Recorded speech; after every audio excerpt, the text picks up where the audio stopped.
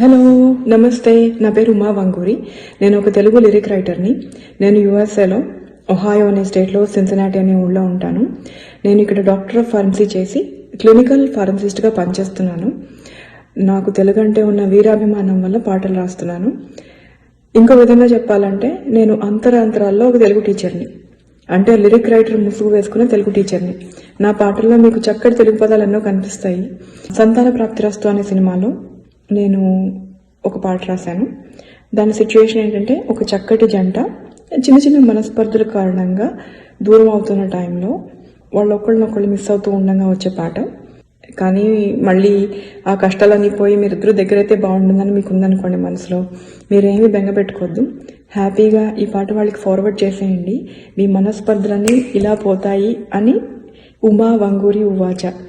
I sincerely hope you absolutely fall in love with the lyric and carefully treasure it in your hearts. Thank you all. Have a good day. Lots of love.